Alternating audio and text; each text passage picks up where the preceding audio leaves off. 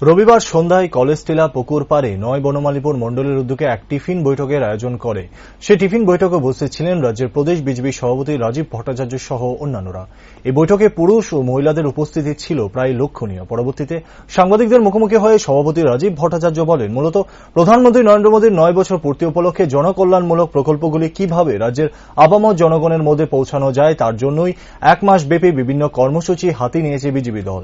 তিনি আরো বলেন, টিফিন বৈঠক এমন একটি জনসংযোগ যেখানে বিভিন্ন বর্গের মানুষেরা উপস্থিত থাকেন, যার ফলে জনসংযোগের জন্য এর থেকে ভালো উপায় আর কোনো হতে পারে না। কেননা প্রধানমন্ত্রীর লক্ষ্য একটাই, আপামর জনগণের মধ্যে মিলেমিশে গিয়ে তাদের অভাব অভিযোগ সুখ দুঃখ নিয়ে কথাবার্তা বলা এবং তা সমাধান করার ব্যবস্থা গ্রহণ করা। তার পাশাপাশি আগামী লোকসভা নির্বাচনকে সামনে রেখে রাজ্যের 7টি মণ্ডলের মধ্যে সংগঠনকে মজবুত করাই দলের একমাত্র লক্ষ্য বলে তিনি জানান। মূল উদ্দেশ্য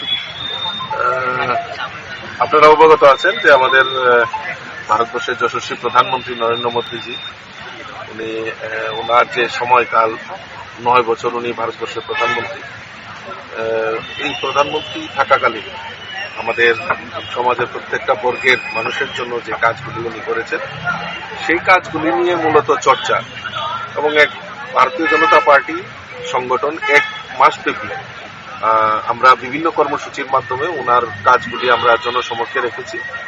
আমাদের রাষ্ট্রীয় সভাপতি আগ্রহ প্রকাশ করেছে এরকম কার্যকর্তাদের নিয়ে একটা টিফিন বৈঠক করার জন্য এবং সেখানে মোদিজির কাজ নিয়ে চর্চা করা এবং আগামী দিন ভারতীয় জনতা পার্টি সংগঠনকে শ্রীবৃদ্ধি করার লক্ষ্যে আমাদের কি করণীয় কাজ এবং 2024-এ আমাদের মোদিজিকে আবারও দেশের প্রধানমন্ত্রী করার জন্য আমাদের কি করণীয় কাজ সেই সম্পর্কে বিস্তারিত আলোচনা এবং কার্যকর্তাদের উজ্জীবিত করার লক্ষ্যে আজকের এই টিফিন বৈঠক।